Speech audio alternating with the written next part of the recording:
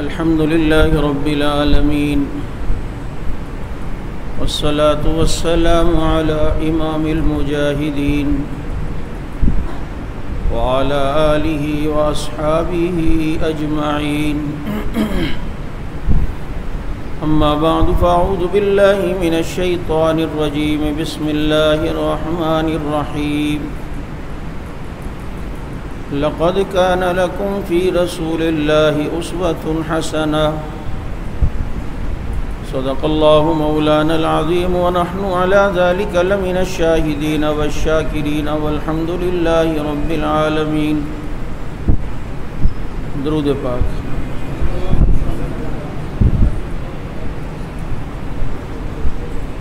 واجب الاحترام ذی القعدہ کے مہینے میں چند ایک وہ واقعات رونما ہوئے ہیں جو تاریخ کا حصہ بنے، اور میری کوشش ہوتی ہے جس مہینے میں تاریخ اسلام کا جو کوئی اہم واقعہ رونما ہو اس پر گفتگو کروں. گزشتہ 2 جمعہ پہلے میں نے آپ کے سامنے یہودیوں کی سازشوں اور اسرائیل میں فلسطین کے خلاف ان کی دہشت گردی کے بارے میں بتلاتے ہوئے بتلایا تھا کہ بنو قریظہ میں آپ صلی اللہ علیہ وسلم نے کس طرح محاصرہ فرمایا.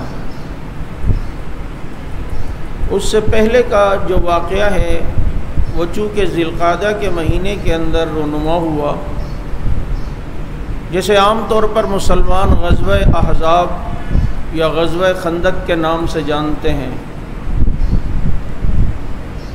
مورخین نے لکھا ہے کہ یہ 5 ہجری کا واقعہ ہے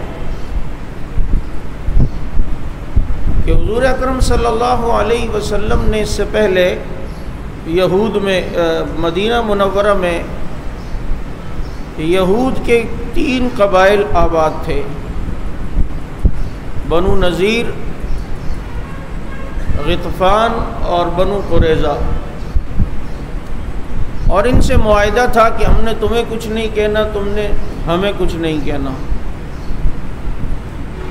لیکن ہو یہودی یا یہودی کا چربا اور وہ معاہدوں پہ عمل کر لے، ایسا نہیں ہوتا. آپ صلی اللہ علیہ وسلم ایک دیت کے مسئلے پہ بنو نذیر کے علاقے میں گئے اور ان سے بات کرنے گئے کہ بھائی تم لوگوں نے یہ فلاں جگہ بندہ مارا ہے، فیصلہ تورات میں بھی یہی ہے کہ بندے کے بدلے میں بندہ قتل کیا جاتا ہے. وہ اس کو مان نہیں رہے تھے، اور آپ صلی اللہ علیہ وسلم جہاں بیٹھے تھے تو انہوں نے اوپر سے پتھر آپ صلی اللہ علیہ وسلم کو پھینکنے کا پلان بنایا تھا کہ انہیں نیچے آج کچل دیں گے، نعوذ باللہ. حضرت جبریل علیہ السلام نے آپ صلی اللہ علیہ وسلم کو بذریعہ وحی ان کی ان سازشوں سے مطلع فرمایا. آپ صلی اللہ علیہ وسلم وہاں سے اٹھ کر فوراً تشریف لے گئے، اور مدینہ منورہ پہنچ کر آپ صلی اللہ علیہ وسلم نے محمد بن مسلمہ رضی اللہ عنہ کو بھیجا اور فرمایا کہ جاؤ ان سے کہو کہ فوراً مدینے کو خالی کر دو. اور آپ صلی اللہ علیہ وسلم کا یہ حکم سن کر یہودیوں نے انکار کیا. انہوں نے کہا نہ ہم اپنا مال دیں گے، نہ ہم مدینہ خالی کریں گے. آپ صلی اللہ علیہ وسلم اپنے شہروں کے ساتھ گئے اور قبیلہ بنو نذیر کا محاصرہ فرمایا.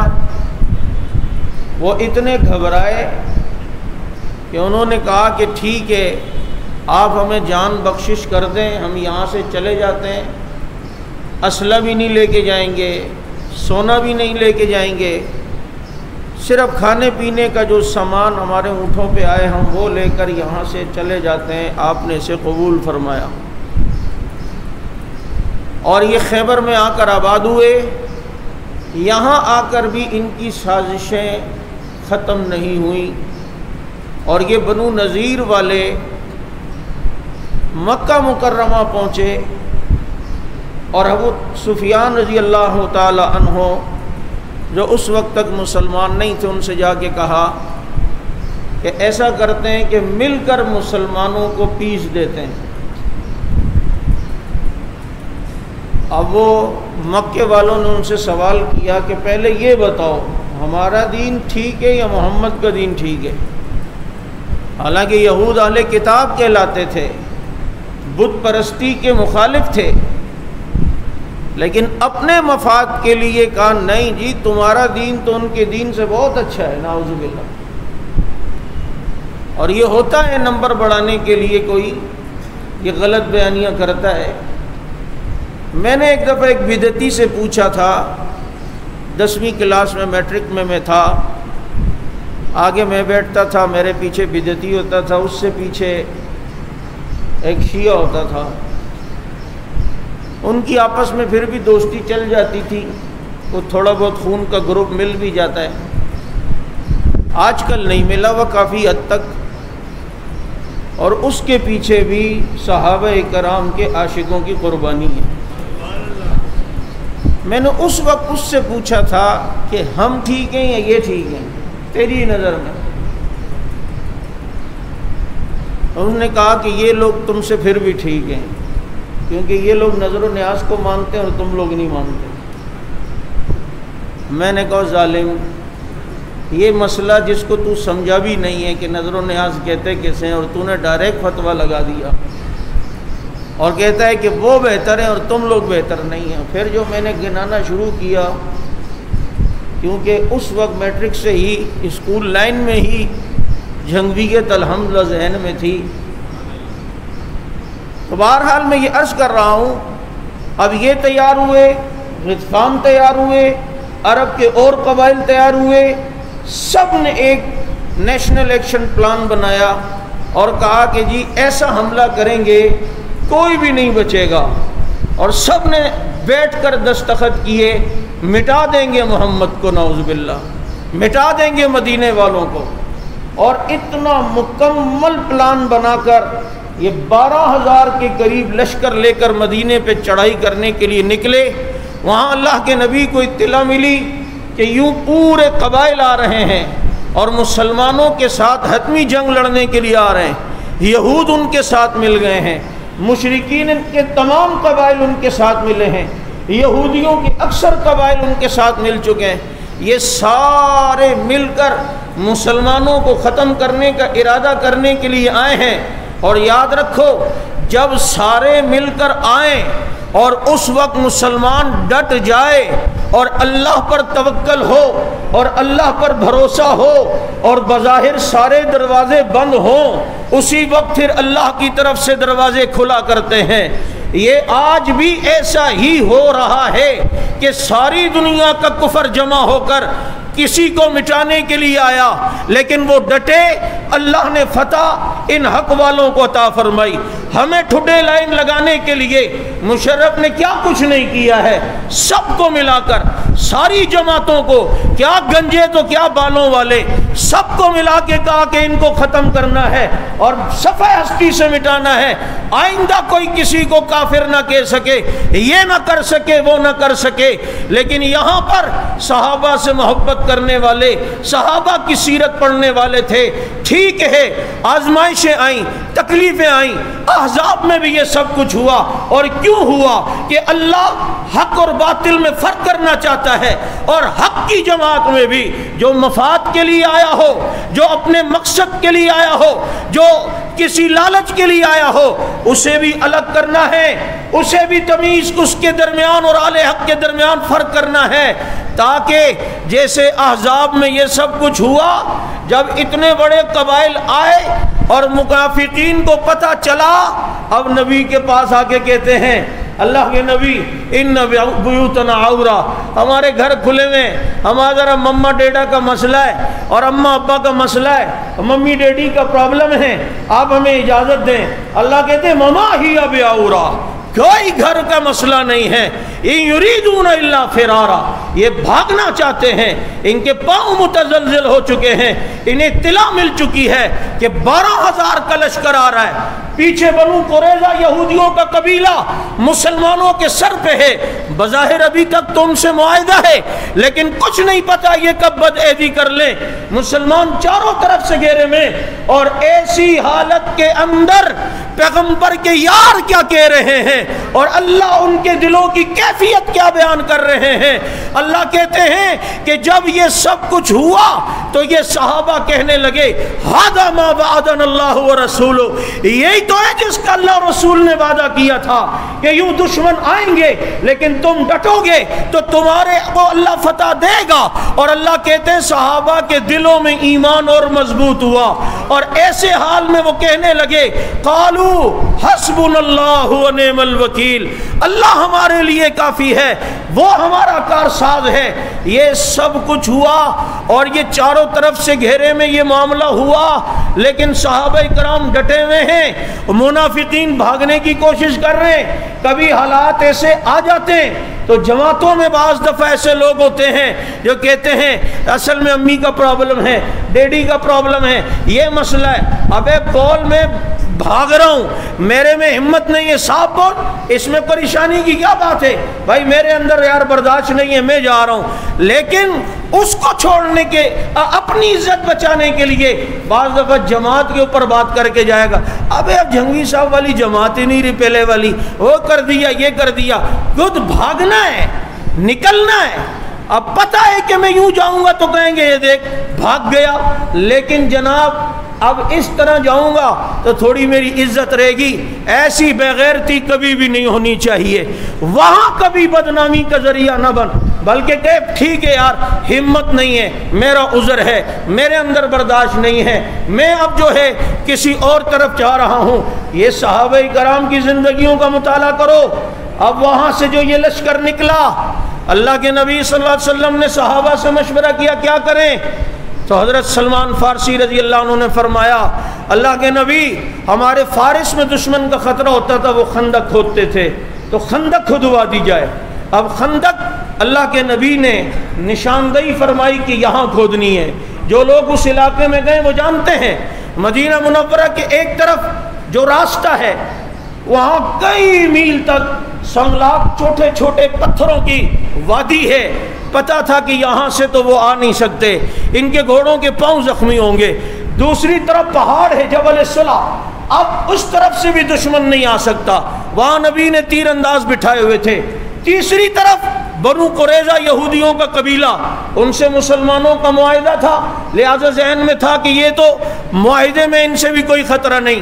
اب جو ایک راستہ بچتا تھا، یہ 3.5 میل کا راستہ، پہاڑی علاقہ، اور ایسی جگہ پر 3.5 میل خندق کھودنی ہے، اتنی لمبی اور اتنی گہری کہ دشمن گرے تو ایک دم واپس باہر نہ آ سکے، اور اتنی چوڑی کہ ان کے گھوڑے بھی وہاں سے چھلانگ لگا کر جمپ لگا کر نہ آ سکیں۔ آج کی جدید مشینری وہ بھی 6 دن کے اندر اتنی بڑی کھدائی نہیں کرتی جو محمد الرسول اللہ کے صحابہ نے کر کے دکھائی ہے۔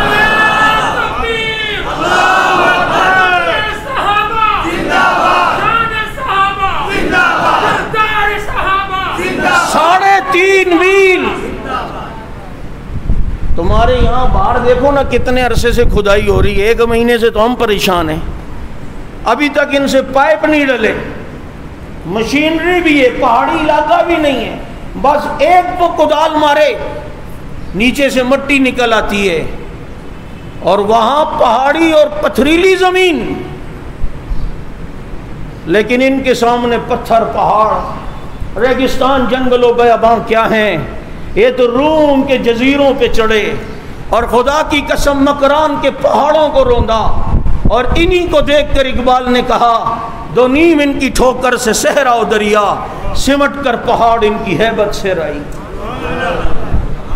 اور صحابہ کرام کھدائی کر رہے ہیں۔ اب حضرت سلمان چونکہ ذرا جاندار بھی تھے اور انہوں نے مشورہ دیا، تو مہاجرین کہتے تھے سلمان ہمارے ساتھ انصار کہتے نہیں بھائی سلمان ہمارے ساتھ رہنا، مہاجرین کہتے سلمان کو ہم لیں گے. ایسے کہ میچ ہوتا ہے نا آدمی ٹیم میں، یار یہ والا مجھے دے دو. نبی آئے، نبی نے فرمایا نہ تمہارا نہ ہمارا، نہ اس کا نہ اس کا، سلیمان منا سلیمان اہل بیت منا، کہ سلیمان ہمارے اہل بیت میں سے، میں نے سلیمان کو اپنے اہل بیت میں شامل کر دیا. چنانچہ اب کھدائیاں ہو رہی ہیں اور صحابہ کرام ساتھ ساتھ میں نظمیں بھی چل رہی ہیں، رجز بھی چل رہے، اشعار بھی چل رہے. لولا اللہ مہتدینا ولا صلینا ولا تصدقنا، اگر یہ اللہ ہمیں ہدایت نہ دیتا تو ہم نہ نمازیں پڑھتے نہ صدقہ دیتے. اور وہاں نبی نے دیکھا تو نبی نے فرمایا ان عیش عیش الآخرہ فاغفر للانصار والمہاجرہ، اللہ اصل آخرت کی عیش ہے، تو مہاجرین اور انصار کی بخشش فرما. اور یوں مسلمان خدائیاں کر رہے ہیں. اب ایک ایسی چٹان آئی ٹوٹ ہی نہیں رہی. صحابہ نے نبی کو فرمایا، اللہ کے نبی کدال لے کر آئے، وہاں ضرب لگائی، چنگاری اٹھی اور اتنی روشنی کہ مدینہ منورہ میں روشنی پھیل گئی. دوسری ضرب لگائی پھر روشنی، تیسری ضرب لگائی پھر روشنی. اور کچھ یوں فرمایا میرے آقا نے، اللہ نے مجھے ایک روشنی میں کیسر و کسرا کے محلات دکھائیں، میری امت فتح کرے گی. ایک روشنی میں مجھے اللہ نے شام کے صنعاء کے محل دکھائیں، اور ایک روشنی میں اللہ نے مجھے ہیرا شہر کے محلہ فتح دکھائی ہے. اب صحابہ کرام خوش. اور جو یہ وہ تھے نا رضویہ سوسائٹی، بابا ادھر توجہ کرو بھول جاتا ہوں، وہ جو منافقین تھے وہ کہنے لگے ہاں خود گھیرے میں، اور دیکھو فتح کیسر و کسرا کی فتح کی باتیں کر رہے ہیں، اور شام کی فتح کی باتیں کر رہے ہیں، صنعاء کی فتح کی باتیں کر رہے ہیں.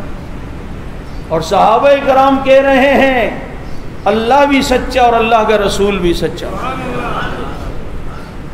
جب چاروں طرف سے یہ الغار ہوئی نا افغانستان پہ، تو اہل حق صاحب ذوق لوگ کہتے تھے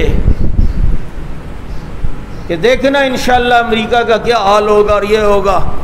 لوگ کیا باتیں گئے بھائی، امیر المومنین بنتے خود غار میں چلا گیا اور پیچھے ہو گئے، اور فتح کیا ہم امریکہ کو یہ کریں گے. کہ کوئی دماغ سے بھی کام کرو.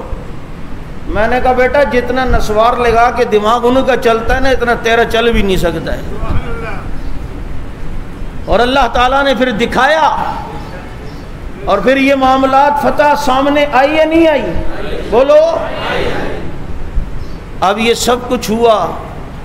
وہاں سے جب مشرکین آئے ٹہلتے ٹہلتے یوں کریں گے، آگے دیکھا تو خندق، انہیں پتہ نہیں تھا یہ خندق نہیں ان کی قبریں ہیں. اوہو گھیرے میں آ گئے. کہا یہ کیا ماجرا ہو گیا، کیونکہ عرب میں خندقوں کا رواج نہیں تھا، یہ فارس کا رواج تھا. اور حضرت سلمان فارسی رضی اللہ عنہ نے یہ مشورہ دیا تھا. اور اللہ کے نبی خندق کھودتے ہوئے اتنے مصروف ہوئے کہ عصر کی نماز بھی اللہ کے نبی کی قضا ہو گئی. ایک دم نگاہ پڑی تو سورج غروب ہو رہا ہے. اللہ کے نبی نے بددعا دی، ملا اللہ علینا علیہم بیوتہم وقبورہم نارا، اللہ ان مشرکین کی قبروں ان کے گھروں کو آگ سے بھر دے. ملا اللہ علیہم بیوتہم وقبورہم نارا. یہ جو لوگ جن کو کافروں کی موت پر بھی تکلیفیں ہوتی ہیں، لبرل آنٹی اور انٹے، اب ایسا نہیں ہوتا یار، یوں نہیں ہوتا، وہ بھی انسان ہے، تیری نظر میں انسان ہے، جس کے دل میں خدا کی توحید نہیں وہ جانوروں سے زیادہ بدتر ہے. اقبال نے ایسوں کے لیے کہا تھا، کافر کی موت سے بھی لرزتا ہو جس کا دل، کہتا ہے کون اس کو کہ مسلمان کی موت مر. تو وہ لوگ کہتے ہیں بد دعائیں کسی کو نہیں دینی چاہیے. یہ اللہ کے نبی بد دعائیں دے رہے. صوفیوں ایک طرف کی سیرت نہ پڑھا کرو، پوری سیرت کا مطالعہ کیا کرو. جہاں پیغمبر دعائیں دیتے ہیں وہاں دلوں پر لگی ہوئی مہروں کو بد دعائیں بھی دی ہیں. کیا صحابہ کرام سے بدعہدی کرنے والے جنہوں نے صحابہ کرام کو بیر معونہ پر جا کر بدعہدی کی شہید کیا، ان صحابہ کے دشمنوں کے لیے 1 مہینہ نبی نے فجر کی نماز میں قنوت نازلہ پڑھ کر بد دعا نہیں دی؟ بولو.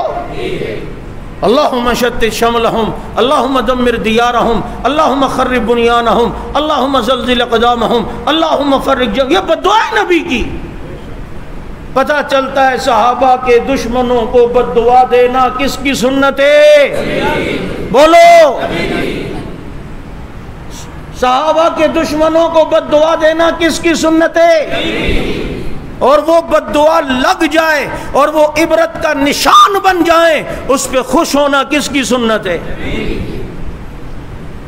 ہم نے پڑھا ہی نہیں ہے، دین پوری طرح سمجھا ہی نہیں ہے. یہ اللہ کے نبی صلی اللہ علیہ وسلم نے بد دعا دی کہ ان کی وجہ سے میری عصر کی نماز چلی گئی. اللہ کے نبی نے پھر نماز کی قضا فرمائی، اور یہ آپ صلی اللہ علیہ وسلم چاروں طرف سے معاملات یہ ہیں، یہاں سے بھوک کا یہ عالم، پیٹ پہ پتھر بندھے ہوئے ہیں. صحابہ کرام شکایت لے کر اللہ کے نبی پیٹ پہ پتھر، نبی نے اپنا پیٹ دکھایا تو وہاں کہتے ہیں 2 پتھر بندھے ہوئے تھے. 3 دن کے بھوکے اور پتھریلی نوکیلی پہاڑی زمین کی کھدائی. واہ نبی کے یاروں، تمہاری جوتیوں کو چومنے کا دل کرتا ہے. کیا لوگ تھے خدا کی قسم.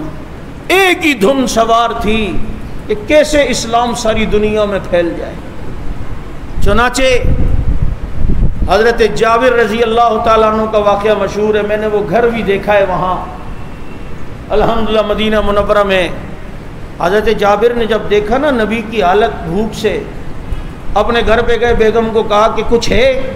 انہوں نے 1 سا گندم بتائی کہ یہ ٹوٹل کا بس صحیح ہے، یہ 3 سیر بنتی ہے، اسے جلدی سے پیسو پکاؤ. بکری شکری ایک تھی تو اسی کو ذبح کیا. ان کی بیوی نے کہا مجھے نبی کے سامنے رسوا نہ کرنا، نبی علیہ السلام کو جا کے کان میں کہنا کہ تھوڑا سا پکائے، 2-4 اپنے ساتھیوں کو بھی لے آؤ. انہوں نے جا کر بتلایا. نبی علیہ السلام نے اعلان کر دیا، اے خندق والو آؤ، جابر کی آج دعوت ہے. حضرت جابر تو کہتے ہیں میرے پاؤں کے نیچے سے زمین نکل گئی. مجھے تو بیگم نے پہلے کہا تھا مجھے رسوا نہ کرنا. اب جو پورے جلوس کے ساتھ گھر پہ آئے نا، بیگم نے دیکھا، کہا میں نے تجھے پہلے کہا تھا، یہ کیا کیا؟ کہا کہ بس میں نے تو نبی علیہ السلام کو بتایا. تو کہا اچھا نبی کو پہلے بتا دی تھی پوزیشن کہ گھر پہ یہ کہاں؟ کہا پھر نو ٹینشن، جب بتا دیا ہے تو اللہ جانے، اللہ کے نبی کا کام جانے. چنانچہ اللہ کے نبی نے فرمایا ایک اور روٹی پکانے والی کو بلاؤ. ایک باندھی کو بلایا گیا. اللہ کے نبی نے گوندے ہوئے آٹے میں اپنا لعاب دہن ڈالا، ہنڈیا میں اپنا لعاب دہن ڈالا، اور کہا پکاتے رہو روٹیاں. وہاں روٹیاں پک پک کے آتی گئیں، یہاں ہنڈیا سے سالن نکلتا گیا. 3000 کے قریب صحابہ کرام کھاتے ہیں، اور ایک روایت میں کہ 1000 کے قریب سب نے کھایا، سیر ہو کے کھایا. اور جب کھا کے فارغ ہو گئے، روٹیاں بھی اسی طرح اور پھر ہنڈیا میں سالن بھی اسی طرح. جہاں نبی موجود ہو وہاں کھانوں میں برکت ہوتی ہے.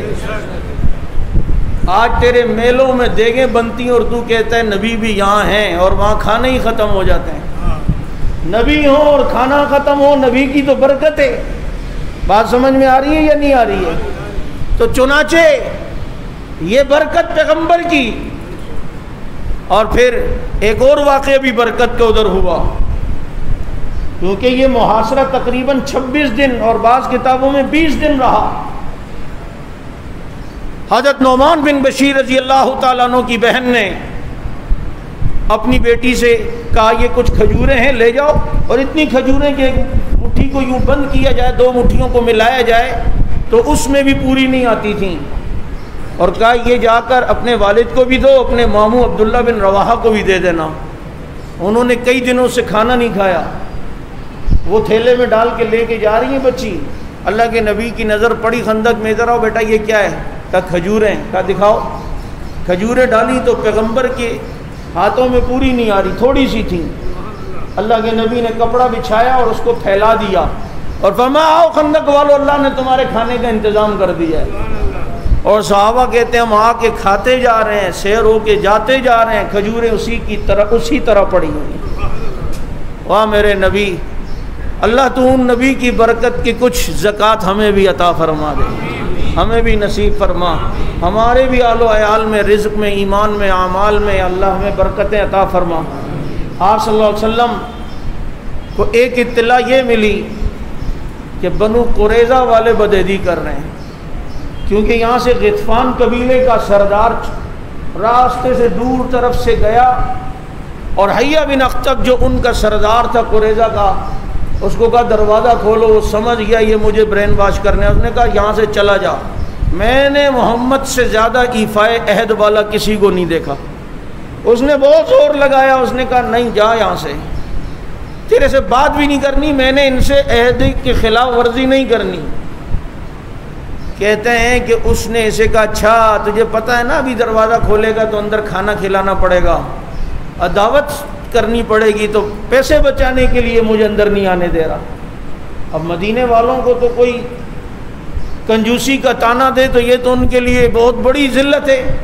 اس نے دروازہ کھول لیا، یہ آیا، اس نے ان کا ذہن بنانا شروع کیا اور کہا دیکھ بھائی کیا ایفائے عہد، کیا معاہدہ، یہ ہم آئے ہوئے ادھر دیکھ 12,000 کا لشکر، ایک تم تیاری پکڑو، بس ادھر سے تم حملہ کرو، ادھر سے ہم کرتے، 20 کے رکھتے تاکہ جناب جان ہی چھوٹے۔